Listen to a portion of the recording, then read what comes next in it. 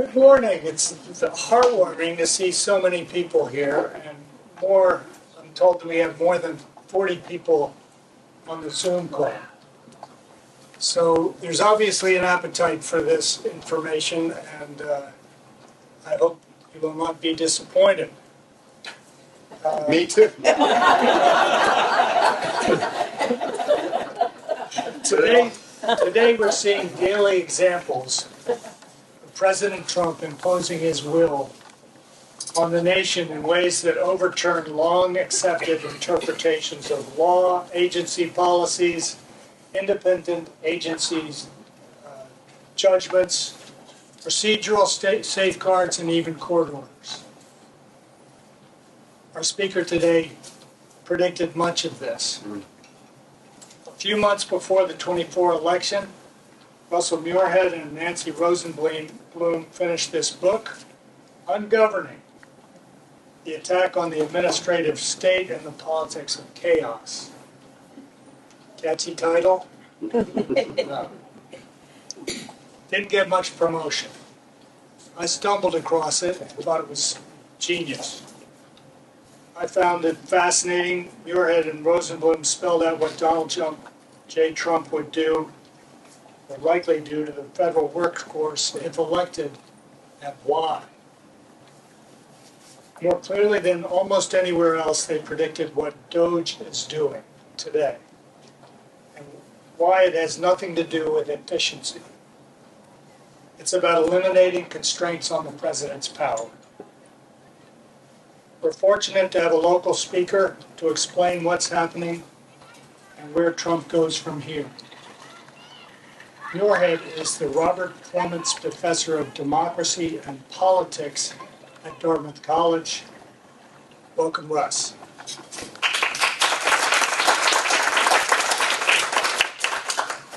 Thank you. Thank you so much. Rob, thank you for contacting me, for finding the book, and for your kind words about it.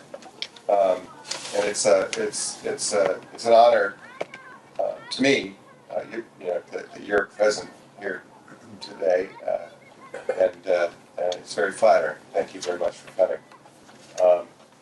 I'd like to talk a little bit. I'd like to say a few things in an effort to try to understand our moment. Not so much in an effort to evaluate it. Probably you're evaluating it plenty as it is and don't need my help to assess whether what's going on is good, bad, or a mix of the two. And it's interesting to see different citizens assess it differently. But it is so.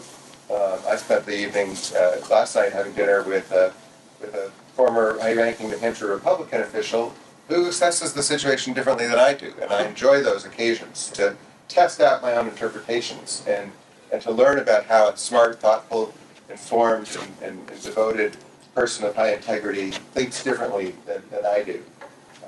But I'm not, what I really like to do now is try to just understand where we are and diagnose it, because it is so, I think, very unprecedented. And I think the best place to start, by the way, I have to warn you, Rob just told me before we started that I could speak as long as I please. And I thought to myself, you've said that to a professor. And so buckle up. So I'd like to start with the United States Constitution, and with the very first words of the United States Constitution. I went to school in the olden days when people learned how to write in cursive. They had to memorize times tables, multiplication tables, and when we had to diagram sentences. And Mrs. Kelly, my 7th grade English teacher, guided us through the discipline of diagramming sentences. I remember that to this day, how to diagram a sentence. And every once in a while, I remember spending most of the 7th grade thinking to myself, this was an incorrigible waste of time. We should all be playing baseball. But it turns out it's actually a quite useful thing from time to time when you come up to face-to-face with a sentence of fairly complex construction. And so the first sentence of the Constitution is a sentence like that. It's the preamble to the Constitution. And it starts out by saying, in a beautiful way, we, just a beautiful word, we, not I, not you, we, the people, comma, in order to form a more perfect union. I may not remember it completely. In order to establish justice, to provide for the common defense, to promote liberty, to secure the blessings of liberty, in order to secure, we the people, in order to form a more perfect union, in order to establish justice, to provide for the common defense. What are we promoting? To promote the general welfare, and to secure the blessings of liberty, not just for ourselves, but also for our posterity. I'm adding a few words there, comma, do ordain and establish this Constitution of the United States of America. If you just look at the subject of that sentence and the verb, there's a lot of verbs going on in that clause. We're forming, we're establishing, we're promoting, we're providing for, we're securing. So there's a lot going on. We, the people, are doing a lot of stuff in that clause. If you just look at the one subject and the main verb of that sentence, it's we do. We do. So right at the beginning of the Constitution, you see an active people, an empowered people, a people who are doing. And that's the first image. Now the Constitution, it's an empowering document. The first image of the Constitution is an image of popular empowerment. It's a we who do. And there are many, we think of the Constitution often as a limiting document, almost as a disempowering document, as a document that stops the government, in particular, from doing all kinds of things. Look at the First Amendment to the Constitution. Congress shall make no law. It's a negative. You shall make no law that respects an establishment of religion, or gets in the way of the free exercise of religion, or abridges free speech, or compromises the people's right to assemble or to petition. And so there are 5 things in there that the government can't do in the first amendment. But the first sentence of that's an amendment to the Constitution. There are other limiting moments in the Constitution, but the first sentence is an active moment. We do. And the question is, is the Constitution working? Does it allow us to do what we need to do in order to accomplish all those goals? To secure justice, to provide for the common defense, to promote the general welfare. Does the Constitution allow us to do what we need to do? The people who opposed the Constitution, at the time that it was proposed, after the summer of 1787, they were worried. They were worried that it would actually disempower the people. That it wouldn't allow them to do the things they needed to do. It would establish a very distant government. The representatives, or even Congress, would have such huge districts, only 2 for the whole state of New Hampshire. I'm a state representative in Concord to represent Hanover, Lyme, and Etna. I know my district. I bike around it, knock on doors. I know my district. I represent, 14,000 people or something? A member of Congress represents 500,000 people. How many doors can they knock on? And it's a huge districts. There's such a diversity of interests and views in those districts. How do you represent that? Are the people really going to feel connected to a distant government that's basically staffed by elites? Because ordinary people, there's one car mechanic in the United States Congress. How many lawyers in the United States Congress? How many Ivy Leaguers in the United States Congress? There's one car mechanic from the greater Portland, Oregon area, actually up in the Washington side. And so normal people don't run for Congress. They definitely don't run for Senate. And so it's easy to feel disempowered and to be disempowered. And that was the worry. And the respondents to the Constitution said, no, actually, this will allow the people to secure their permanent and aggregate interests more effectively.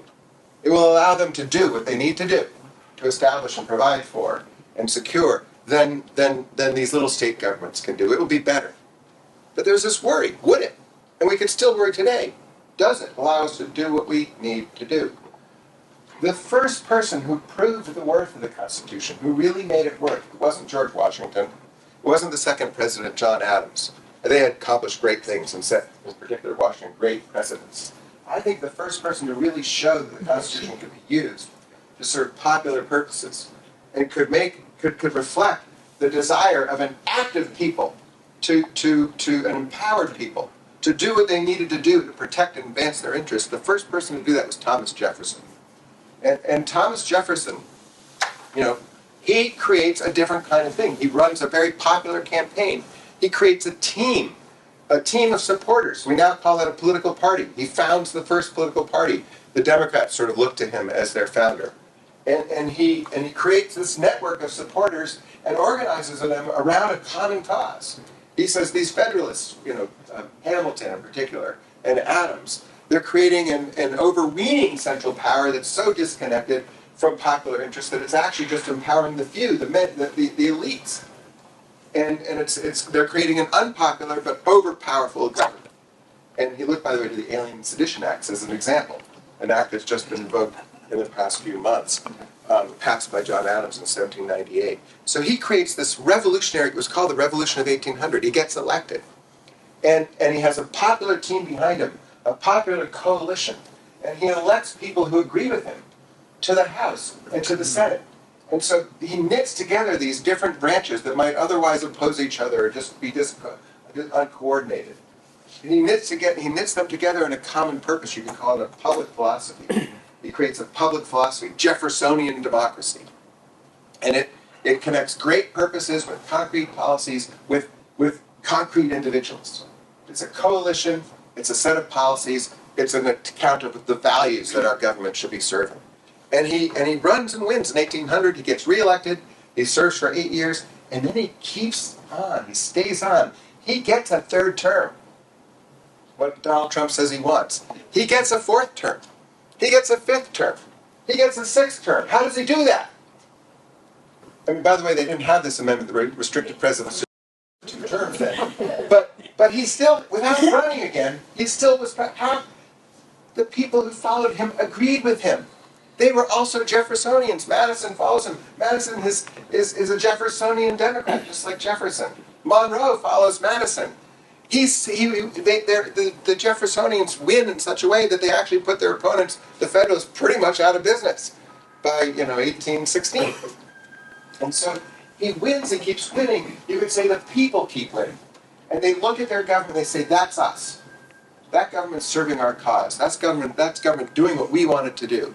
We feel connected to it and empowered by it. And what political scientists would say is that he created an alignment. It's a kind of very soulless term, alignment, but an alignment, a connection between a durable electoral coalition group of actual people and, as I said, policies and goals. And the others who did this in American history, they're almost like refounders. It's almost like creating a new constitution, a new government.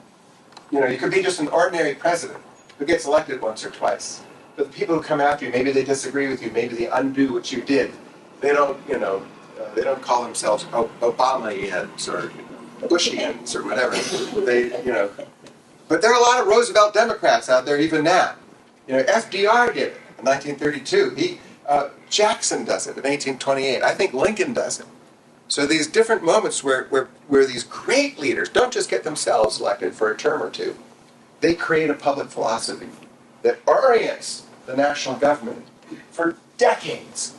FDR does it in 32. FDR is still president in 1962, even though he dies in 45.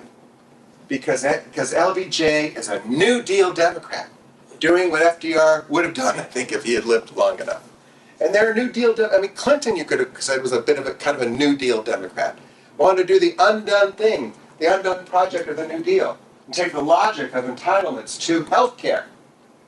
So anyone with a broken bone can see a doctor and get it taken care of regardless of how much money's in their checking account. That was the idea of Hillary care. It didn't work. But Obama then finally succeeded with that. So in a sense, they're carrying on this project. But here's the thing. The New Deal coalition fragments in the 1960s. It fragments really over the issue of race and racial diversity. LBJ does something that FDR would not do, which is take up the cause of civil rights for blacks. And FDR didn't want to do it because this coalition was a coalition of northern wage earners and southern whites. The southern whites were Democrats basically because Lincoln fought the Civil War and was the founder of the Republican Party. So the whole South is Democratic. And so it's this coalition of southern working class whites, northern working class whites. And the condition of making that coalition work is that it not let blacks in. Because if it does, it's going to offend the southern whites in particular. Maybe many northern whites too. LBJ does that. 1964 Civil Rights Act, 1965 Voting Rights Act. He broadens the coalition and destroys it at the same time. It fragments. And it's never able to knit itself back together. And The Democratic Party no longer elects reliably majorities to the House, to the Senate, to the presidency. When they do, they can't hold those majorities together. Clinton does it in 92. He loses it by 94. Obama does it in 2008, loses it by 2010. Actually, Joe Biden had a unified control in 2020, gone by 2022. The opponents, the resurgent opponents to the New Deal Democrats, were conservatives, they come to call themselves. There's a kind of crazy cause when, in the days of Goldwater, it becomes a popular cause in the days of Reagan. And Reagan makes conservatism popular, but he cannot create, out of conservatism, the kind of public philosophy that knits together a durable and large coalition that elects majorities to the House, the Senate, and the presidency. And in fact, what he really can't crack is Congress. Republicans can't get a majority in Congress. Reagan comes in 1980, you don't get a Republican Congress until 1994. And neither party, in my entire lifetime, no leader has been able to make the Constitution work by creating this broad, diverse, durable coalition, connecting it to great public purposes, and linking the two with policies that make a difference and serve those purposes. No one's been able to do it. Different people have tried. George W. Bush, and very ambitious president, tried to do it with compassionate conservatism. Couldn't do it. There's a story there. As I said, Obama tried to do it.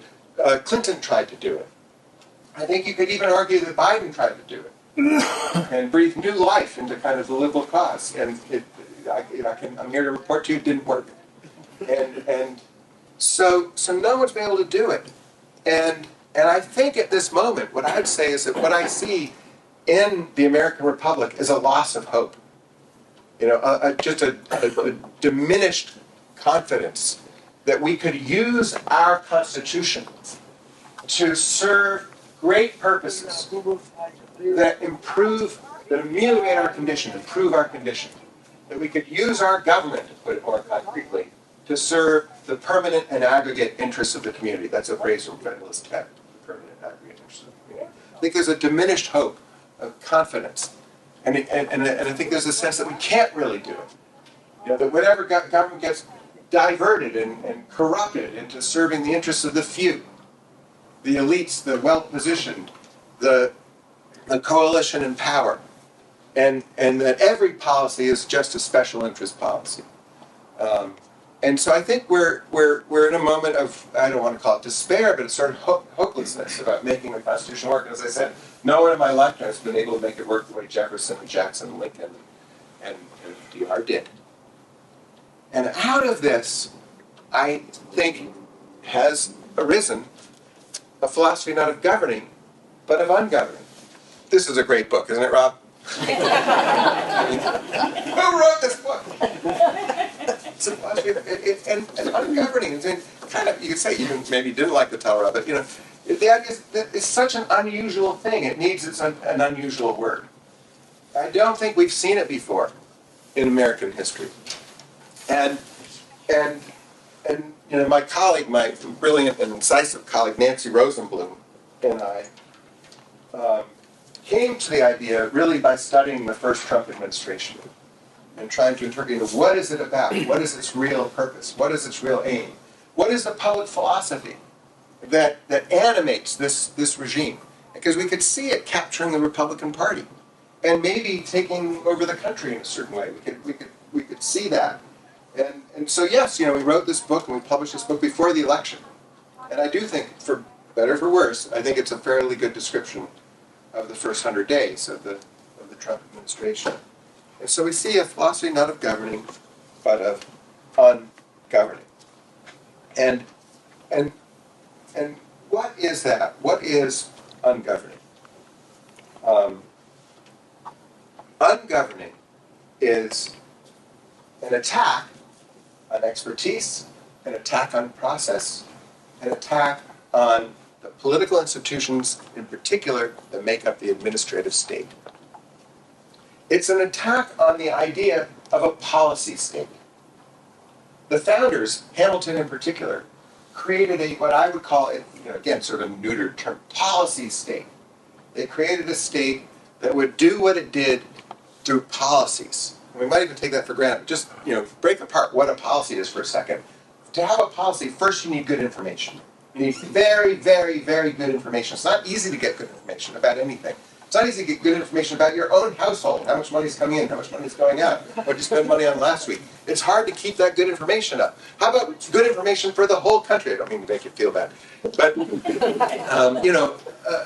did we renew the policy? Did we not renew the policy? There's a lot of record keeping in just the household. How about for the whole country? The first thing Hamilton does when he becomes Secretary of the Treasury under President Washington is get information. He goes out there to get information about the condition of the American economy. And he publishes several broad reports that just try to describe what it is. A report on manufacturers, for instance. What's being manufactured in this largely agrarian economy. That's the first thing. Good information. Statistics. One of the most important things that the United States government does is just create statistics that reflect the factual reality of the American condition. Whether statistics about our health. Statistics about the weather, the National Weather Service. Statistics about the economy that come out of the Bureau of Labor statistics. How much unemployment is there? It's not like you can just put your thermometer out the window to find out how many people are unemployed. You need a lot of experts, people who focus on one domain, focus on medicine, focus on one part of the economy, who get PhDs. The Treasury Department staffed with PhDs. The Justice Department staffed with lawyers. These are people who are experts. And so policy is about information. It's then about resources. Taking the resources, the capacities of the government. Those resources are often the coercive power of the government. You must do this or we'll penalize you. We'll tax you. We'll fine you. We'll imprison you. That's coercive power. You use the coercive power and you use the taxing power. We're going to take money and we're going to deploy it in a particular kind of way. So it's kind of coercion plus money. It's a sort of resources that government brings to bear. So information plus resources in service to goals, broad goals. Goals that in principle everybody could kind of agree on. Prosperity and peace. Our government was set up to serve those broad goals, the permanent aggregate interests of the community, which are prosperity and peace, if I were going to just summarize them. Anyone here for premature violent death? Okay, we like peace. We like being at peace, living at peace, being in security, not living in fear for our daily security. You could be whatever, a Muslim, and you could be an Episcopalian. You both probably want to avoid premature violent death. So it's a common interest. Anyone here prefer hunger to having enough food? So we like affluence. Enough affluence. People can live without being afraid, without being hungry, without being homeless. Without being in dire want. And they're able to support their children and nourish them appropriately so they can be healthy and strong. So these are broad goals. Prosperity and peace. I know it's bland. But all governments preceding this serve much more, I think, concrete goals, like the idea of, particular ideas of what's necessary to serve the salvation of your immortal soul. And most governments had all sorts of policies to, guide people in a way that would, as they understood it, allow them, conduce to the health of their immortal souls. And it turns out that we disagree a lot about what conduces to the health of our immortal souls, or whether we have immortal souls. And it's very hard to settle those agreements by reference to facts that are out there in the world. And so when people, tried to legislate with a view to those very, very, very, those are the most important purposes human beings have often, with a view to those very important purposes, it started in arguments and fights that never ended, in fact, soaked the ground in blood. And so the American founders said, this government will not be about respecting the establishment of a religion. We're going to let people decide for themselves how to care for the health of their immortal souls. This government's going to be about serving goals everybody can agree on. And to do that, we're going to create a policy state. And Hamilton does that. He says, he has economic policies. And even Jefferson, the anti-Hamiltonian, does the same thing. Jefferson has policies. The Louisiana Purchase. And he has to marshal the resources of the federal government, the new government, to serve these policies that he hoped would protect us from the European monarchies, by getting France out of Louisiana, and conduce to the prosperity of everyone. And that's what the government's meant to be about. It's meant to be a policy state. Ungoverning does not believe in the policy state. It wants to deconstruct the policy state So the first thing it does is it goes after the experts. It gets rid of the experts, because policy, as I said, about expertise. It actually is, and I think we're going to see this. We haven't actually seen it so much in the first 100 days. I think we're going to see it a lot more in the next 100 days, the next 1,000 days, an effort to destroy the ability to create statistics that reflect the lived reality of our country. Either the economic statistics, statistics having to do with climate, statistics having to do with education, statistics having to do with public health. And so an attack on expertise, an attack on the ability to bring resources to bear in the service of broad goals, an attack on the ability of the government to tax and to collect taxes reliably, which is, of course, a precondition to putting money behind policies. And ideally, you know, from the perspective of those who want to ungovern, the result is a state that cannot govern. And as I said, although we've disagreed about a lot, left and right, conservatives and liberals, over the course of American history, I've never seen a party or a leader with this purpose, with this public philosophy of ungoverning. I would call it unprecedented. It's hard to find anything in the annals of politics to show a leadership that wants to incapacitate the state they've been entrusted with leading.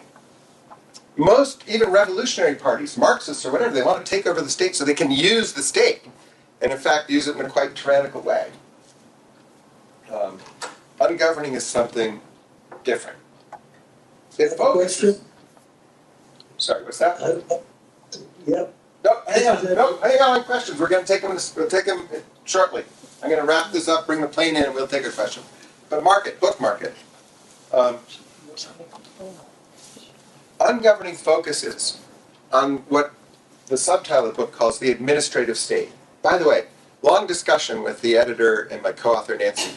Do we put this term, the administrative state, in the title of the book? And the general consensus is, if you want to kill a book, and make sure that the mother is the only one who ever buys it, you put the term administrative state. It's the most boring two words that can be fused in the English language. And then as the book is going to press, the editor says, no, you can put it in the book.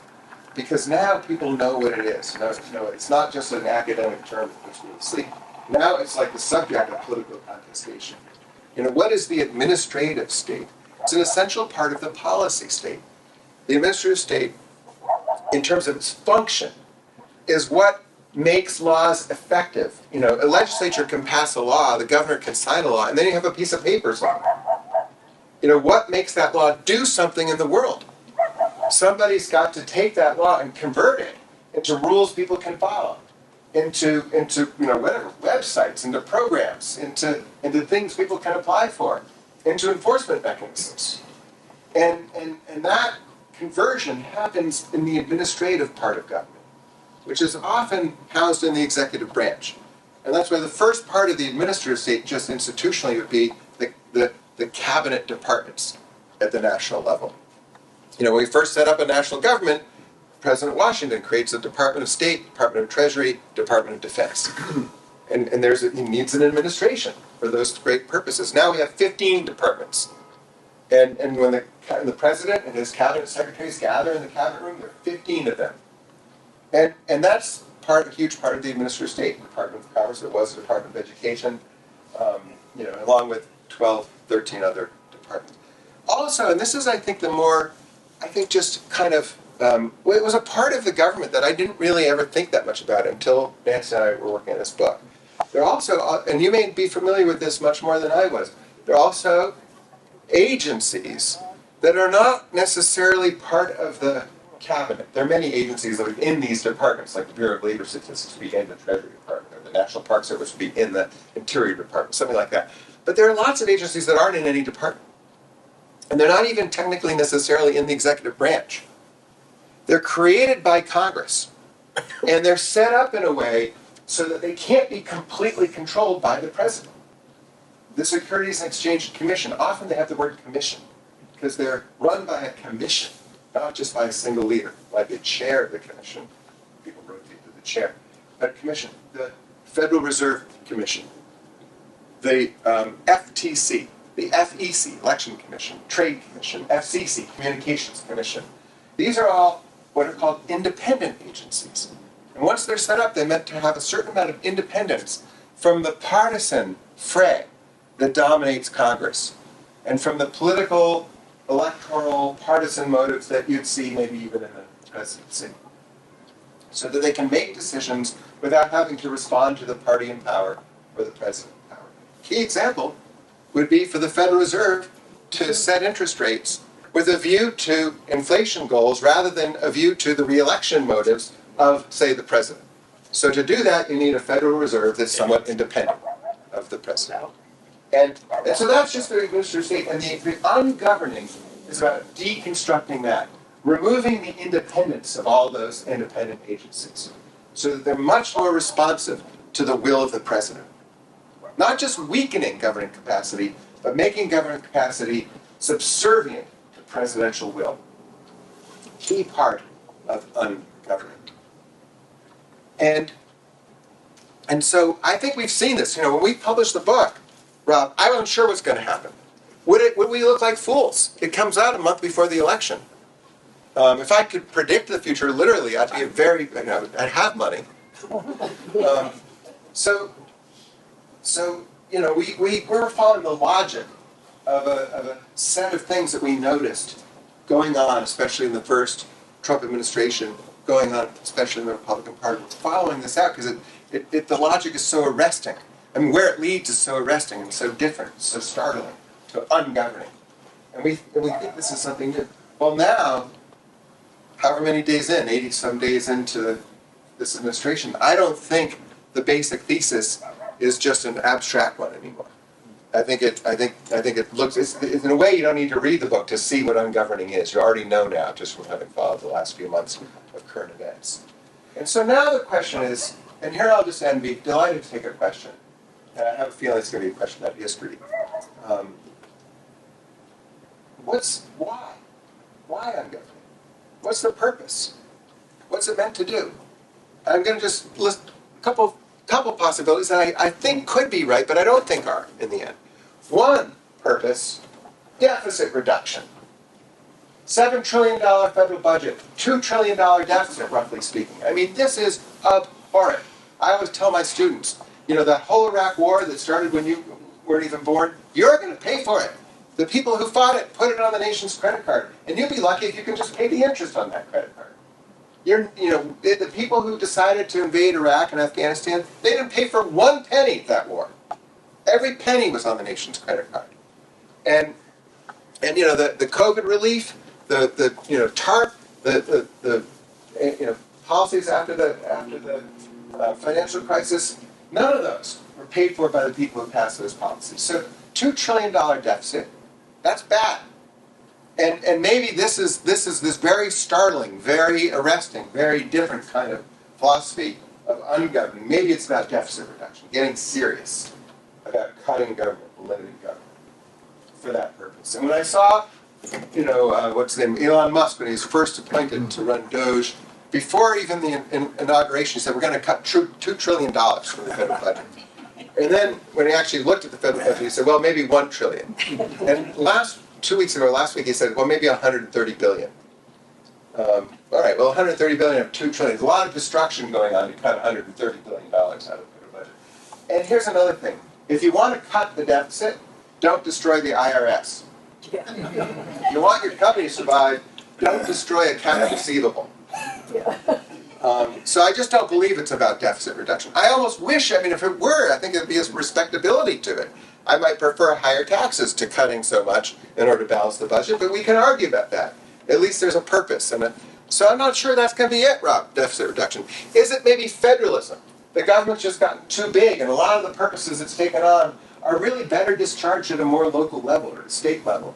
And it's really about, right-sizing the federal government. Again, I was in a conversation last night with a very thoughtful, well-informed Republican active in the state of New Hampshire who thought this is really the idea of the Trump administration. They're trying to get a lot done in the first 100 days, basically to re-empower the states and move power to the local level. And again, if that were it, I would expect a strategy, a diagnosis about exactly which powers were better off housed at the state level. and which one's better off at the national level. And I, for instance, there have been moments of deregulation in American politics. Jimmy Carter, deregulates airlines. He's prodded to do that by a great liberal, Ted Kennedy. On Kennedy's staff, Stephen Breyer, who later became a Supreme Court justice. They were advocates of deregulation in airlines, in trucking, in transportation. They got rid of the Civil Aeronautics Board. They used to regulate exactly like how much meat was in your sandwich when you have lunch on a TWA flight. They got rid of, but they didn't get rid of all of government. They got rid of part of government because they thought we didn't need that kind of regulation. The market could substitute for the kind of regulation that maybe seemed necessary in the 1950s, and that would better serve consumers and the public good. So, but I'm expecting a strategy. This thing should go to the states. This thing shouldn't. When I read after the second week of administration, that the entity that is charged with delivering medicines to the poorest people in the world suffering from remediable diseases has been fed into the wood chipper. What I hear is a kind of glee in the process of destruction, almost a kind of pleasure in being in cruelty. And I just don't think it's like a part of a rational strategy to move power, like a Reagan conservative might adopt to move powers to the states. So if it's not deficit reduction and right-sizing the federal government, what is it? And my thought is that it's about it's about creating a new form of power in American government that actually is a very old form of power. Creating the power of rule. And that's an amazing word, rule. I remember when my kids first learned it, we were reading The Wizard of Oz. It turns out there's a lot of that verb shows up, rule. My daughter, she's like, what does rule mean? I said, well, it means that you get to boss other people around. And the next day I had this sign on their door that my son and daughter shared a room. It said, Allie and Lila, rule this room. And they understood rule. There's no more to rule. You want to have power. We want to rule, at least over our own domain. I want to rule over the interior of my car and not have my kids leave litter all over the floor. I mean, you want to rule over something. And I think there's a desire to rule, and those who really want power, a small subset of maybe an unhealthy subset of the human race, crave rule. And our government does not actually allow you to rule, traditionally speaking, even if you're elected to the highest office, the presidency. I remember, and this is a hard memory, it was a difficult memory, being department chair, worst years of my career, department chair. And I had someone who was charged with assisting. The title wasn't assistant, it was department administrator. And it was interesting, I could not ask this person to go get a pizza that I had ordered at the pizzeria for my family's dinner. Even though if they had gone to get the pizza, I would have been able to do more work for the department while they were picking up the pizza. I wouldn't have had to waste my time. Couldn't ask them to go get my dry cleaning, or wash my car, or make my leaves. I didn't actually have power over this person and how they spent their time. I had no power. All I had was an administrative authority to help direct this person so that their efforts could best serve the department. And their job was not to serve me, personally, in any respect whatsoever. Their job was not to please me. Their job was to serve the thing we were both charged with serving. And public servants have it the same way, whether you're a governor or president. No one's there for you. You and others are meant to serve the public. You don't get to rule. You just get to govern. It's not as, it's not as satisfying to those who thirst for domination. The pleasures of governing are kind of impersonal. We passed a policy that did these good things. It's not that you don't get to boss people around in the way that I think even a child can understand might be desirable. And so we're creating a power of rule, and we're centering that power in the presence. And I think the reason, obviously I think you might have a president who likes that and wants that, as opposed to other presidents who are more restrained. But also I think there might be a desire to create that kind of power in order to accomplish goals that we could not persuade the broad public to endorse. The Constitution says we do, but we can only do if we come together in a broad, diverse, and durable group we stand together, not just as a bare majority once for one fleeting second, but as a great, great, great large group that stands together over time, like those who elected Jefferson and then Jeffersonians over 20 years plus. When we stand together as that kind of group, we can do. And I think the despair, this hopelessness that we could ever come together that way, the hopelessness that the goals some people want could ever be backed by that kind of broad coalition, is prompting some to ungovern, and to create a power of rule that can impose things that large numbers of people would otherwise reject. I'll stop there. And I am delighted to take comments and questions. I think there might have been a question. Just a moment. Those of you who are tuning in on Zoom, please mute your background noise until you are addressing the speaker, so we don't have to hear your dogs. And if you want to ask a question, please push the button that says raise hand so that we can see who it is that wants to speak. I think Ed Warren had his hand up early on. Maybe we should take that question. Okay. Ed Warren? Is the logical extension, conclusion of ungoverning lying to the governing? I'm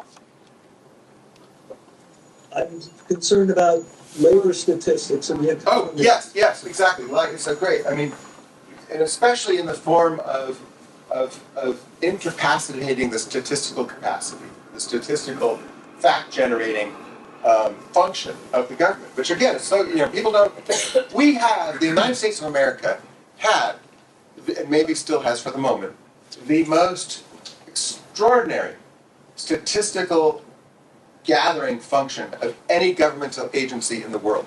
Other governments in the world look to our economic statistics to understand not only our economy, but the global economy. And yes, if you're, this has happened. It happened in the first Trump administration. It's an example we use in the book, where a president, of course, what would a president prefer? High unemployment or low unemployment? Low unemployment. And so the president badgers the Bureau of Labor Statistics to revise its unemployment statistic.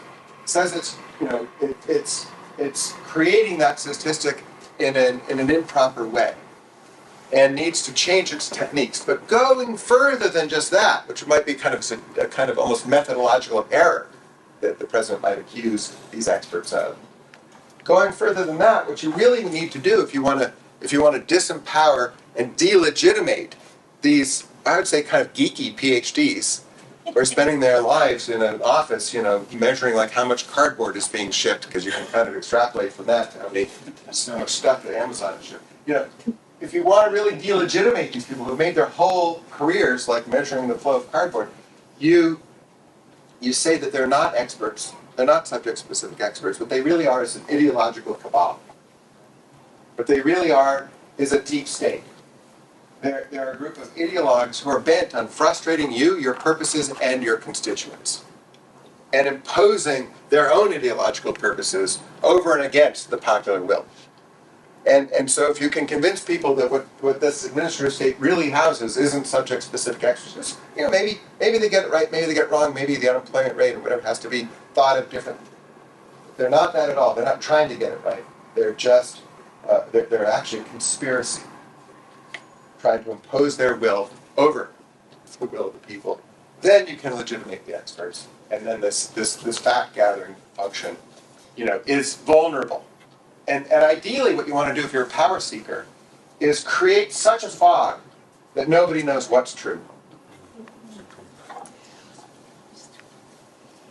I think when you talk about the aims, or what might be the outcome of the current situation, it seems to me that the power of the president, of a very popular guy, no matter what his failings were before, but a popular guy, that his power also comes from the fact that his party supports it and sees that if he gets this power, that their party will assume the same thing. Madison certainly counseled against this in the Federalist Papers, that the party was going to take over. That's a risk.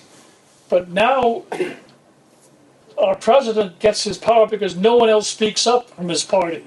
And he does have the majority in the houses, but no one else speaks up. So they give him the ability to do all the things that you described.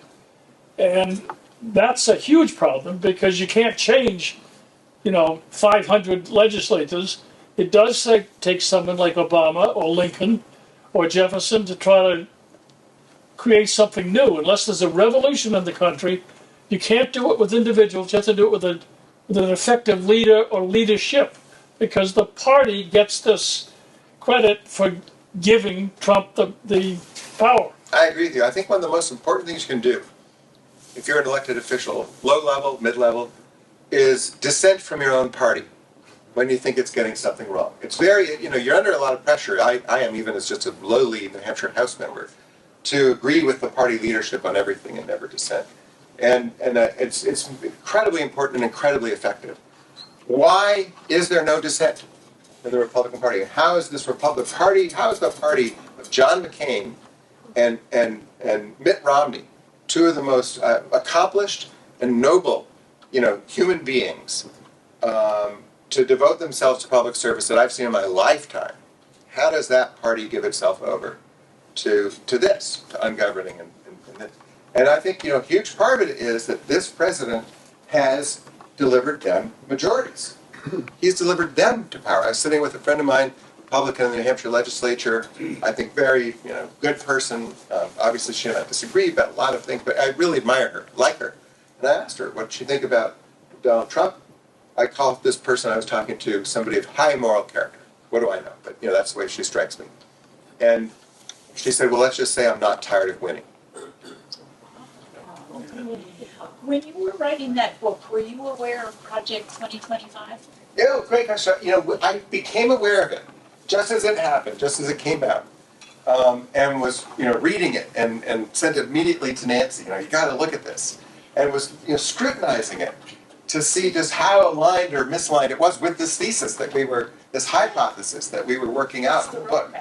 And yeah, I know, and so we mention it in the book. We mention it. We didn't. I don't. We might have a footnote to it, or a little paragraph or a sentence about it or something. We didn't comment on it that extensively, but we saw it as we weren't aware of just how salient it would become. But we did think of it as reflecting our general hypothesis. And so, when you form what I'd say we were doing is we were looking at a variety of tendencies in the polity in the country, and trying to see which way they pointed, and describe them. And sometimes I call that like the logic of ideas. We're looking at a set of events, a set of justifications, comments, and trying to discern what do they tell us about what path the country might take. And we could get it wrong. Like we could write the whole thing and the country might not go down that path. And in fact might reject the path. And our book would just be maybe a historical kind of footnote to what two professors thought. But, and so I think we looked at Project 2025 and thought, okay, that gives us some confidence that this hypothesis that we're kind of describing has some relationship to the real world. But we didn't know that it would be, when we were, I guess as the book was in press, but we had already finished writing it, that's when Project 2025 really hit the headlines. And that's when Donald Trump disowned it and disavowed it in June, July of 2024. And that's when we said, don't fool yourselves. He is going to follow that plan. Don't believe the disavowal. And we wrote an op-ed, and I can't remember where we placed it, in the Boston Globe. And we wrote it, in September, October. And we're trying to shop it around. And for whatever reason, no one wanted it. And then the day after the Donald Trump election, the editor at the Globe called us and said, can we run that? I said, sure, run it. And it basically said, don't believe the disavowal. This is what he's going to do. And I think we published that in the first week after the election. So we did think that was we believed it. Let's just say that. We believed it. We didn't believe the disavowal. It seems to me that we shouldn't have been surprised that the very first thing that Trump did was to pardoned the whole crew of thugs from January 6th so that he would have an army to sneak onto the people who were getting out of line, his Republican congressmen and senators. I think they're all scared to death of their families being targeted by that crew of abominables. Yeah. So another part of Ungoverning, one of the chapters in the book, is entitled Violence. And another part of what Ungoverning does, I mean, one question would be, why Ungoverning? Why do we have it? I talked a little bit about the allure of rule. And the big allure of rule is that you get to use it to impose a condition on a community that the people of the community would largely reject if they gave a chance to consent to it. So rule is a form of undermining government by consent. The other thing that about Ungoverning is like, where does it go? And in the book we say one thing it does is it goes to a condition of much more violence, and a condition in which violence is legitimated, as opposed to governing. And again, what the legitimation of political violence could do is allow you to impose policies, purposes, conditions that would otherwise be rejected, because people are afraid that if they resist, they'll be targeted. And so, what we've seen is where for my entire life, public officials always took great pains to keep violence in the shadows, to not legitimate it. I mean, after 9/11, George W. Bush is at great pains to dampen, not just dampen, but to eliminate anti-Islam violence, anti-Islamic violence, and violence against Muslims. He even though there was that aspect to the whole attack and everything, I think he was very careful in his rhetoric and his actions to not license rogue violence against members of particular religious communities. And then we see a presidential candidate in their own rallies in 2015, 2016, legitimating violence against the press, against their political opponents, and now what I think those pardons say is that violence undertaken in support of this president is legitimate, will not be punished, is no crime. It's actually an admirable expression of what.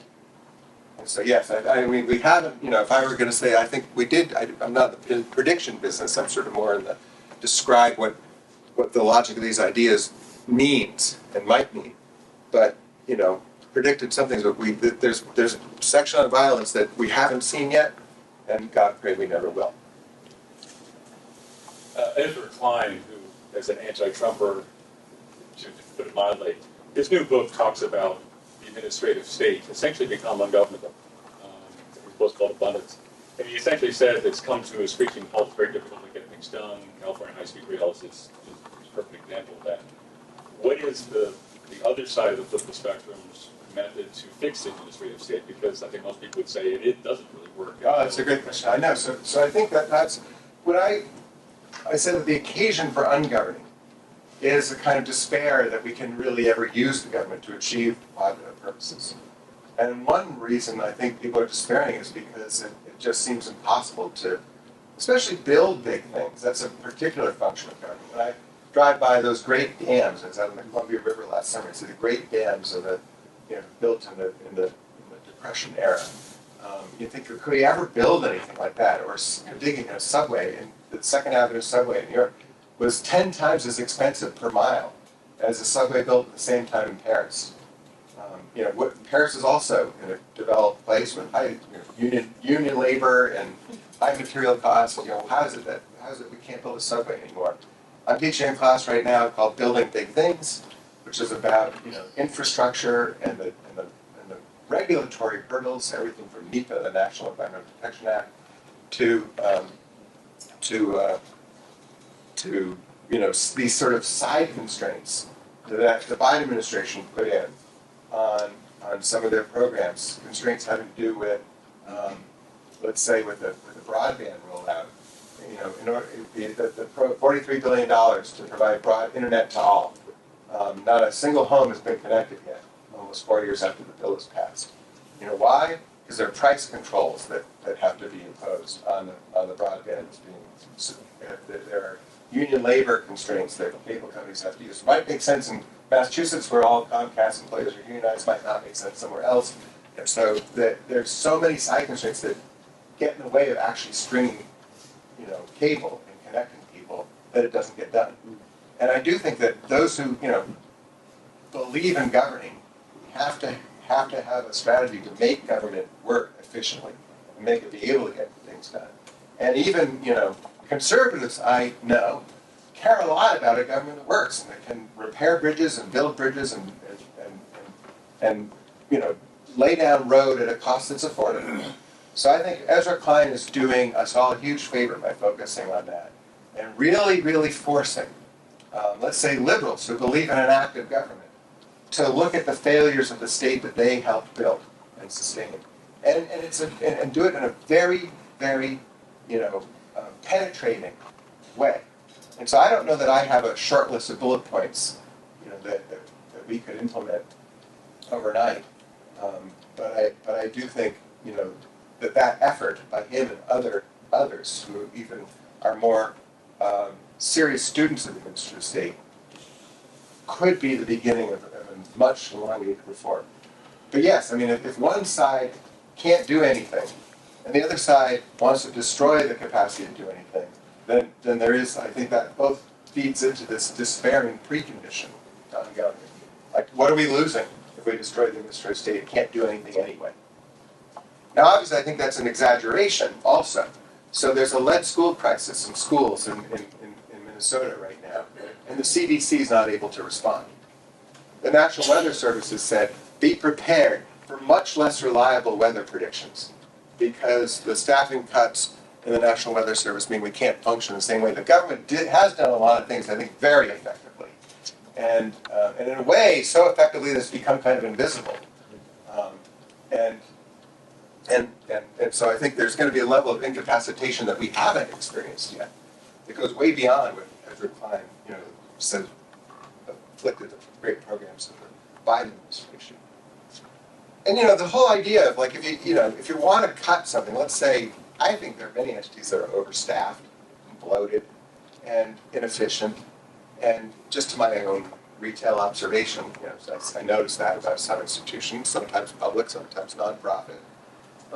If for some reason, you know, you want to cut something, make something more efficient, or for that matter, for-profit company, you know, it takes a lot of care, it takes a lot of study. When the McKinsey cost cutters go into a company that needs to cut its costs, they study that company for months. I mean, they throw teams that study every little corner of the company, and they make very, very precise recommendations for how to cut costs, which might involve laying people off and diminishing the staffing of the company. But they're very precise. They don't come in and say, we want everybody to quit their job. Here's your offer. Everybody, no matter what you do, quit. We don't want you. We don't want anyone in this company. So here's your early retirement offer. And if you don't take it by Monday, well, we might fire you next week and you won't get a deal that's good. I mean, that's not like a strategic approach to cutting costs, making things more efficient, making things work. And no, you know, McKinsey would never do that when they went to a company. So again, I mean, what we're seeing now with ungoverning isn't about addressing these flaws and remedying these flaws. And it's exactly because of that I think if those who believe in a more active government ever, you know, do come back to power, they're going to have to take up this real seriousness. Yes. We have an online question when you get a second. Okay. Well, after this one, thank you. The screen went off, so I can't see that. Just an observation. We have the misfortune of having a red MAGA group of relatives. But there's a good side to that, because I can sort of understand where they're, I don't know if the word is understand, but know where they're coming from in a lot of things. And what I've noticed is their argument points have little kernels of truth to them. Immigration, a lot of different things where they can come up or have been told that we have so many people in here now, they're all criminals and they're they're rapists. There's probably 10 of them, huh? But they blow this thing up to a point where they don't look at the total picture. They look at these little tiny kernels of truth and extrapolate that into the world. And I think the way to try to moderate them is for them to understand that they're looking at an exception to the general rule, not an overall observation of what our country is. And I think there's MAGA people that you can talk till you're blue in the face, you're not going to change anything they say.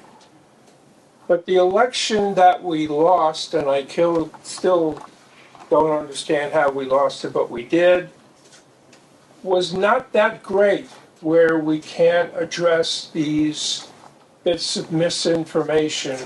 So the next time around, we can get a little bit more common sense and hopefully right some of this. But it's hard to, I mean, what they're focusing on, these things really happened. So let me use your question to just kind of differentiate a little bit between ungoverning and, let's say, a suite of policy goals that I might disagree with if I'm a liberal. And so ungoverning is this kind of attack on state capacity that delegitimates expertise, that tries to bully experts out of the government and diminish the capacity of the government that way. There might be, let's just take, you mentioned immigration. Somebody might have the view that the United States should have very low levels of immigration. And I might have the view that it should have much higher levels of immigration. That'd be a policy difference. The New York Times in December 2024 reported that under Biden, we had higher levels of immigration as a fraction of the whole population than at any other time in all American history. So the perception that there was a lot of immigration, unregulated immigration too, coming over the border was true. And somebody might say, that's bad, and we should close the border. I mean, that's a position you can take. And it's a policy that the government could follow. We had basically a no immigration policy from about 1920 to 1965.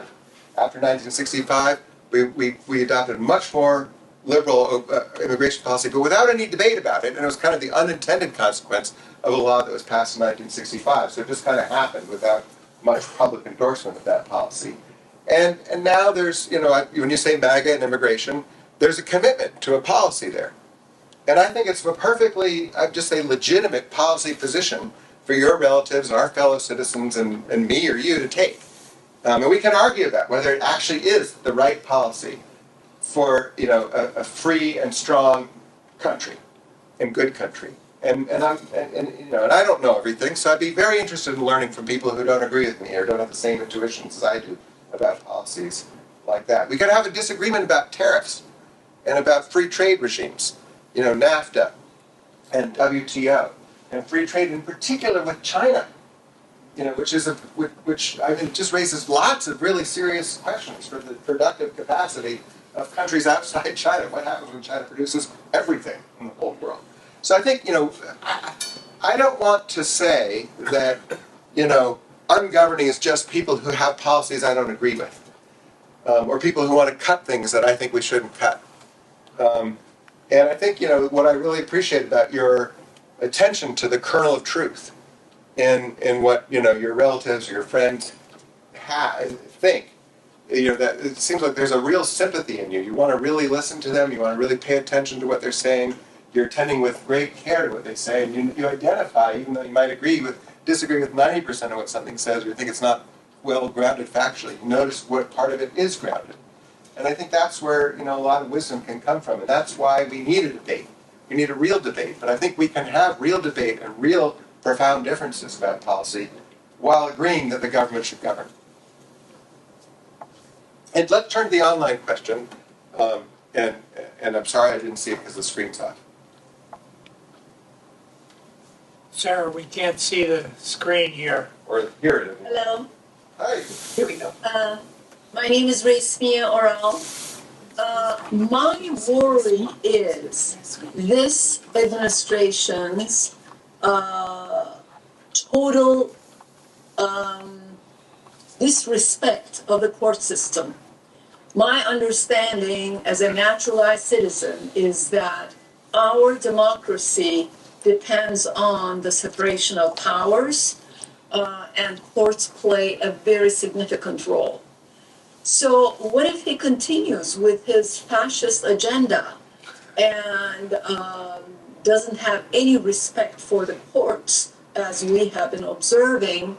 What resource does our democracy have to rectify a president and his administration that are totally out of line?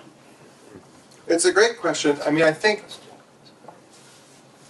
I am incapable of really answering what you're asking for, and I, first want to just note that yes, what it means to create this power is that, ungoverning creates a new kind of power. It's a very old kind of power. Rule. It's kind of what classic politics was about. The fundamental question about politics: who rules? Which meant who, what person, what group gets to impose its way tyrannically on the whole.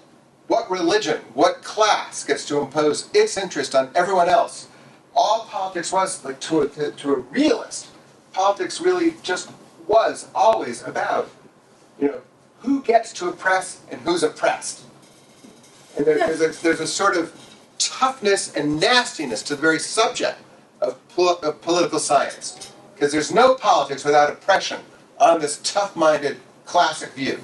And that view is the way it is because it conceives of power as rule.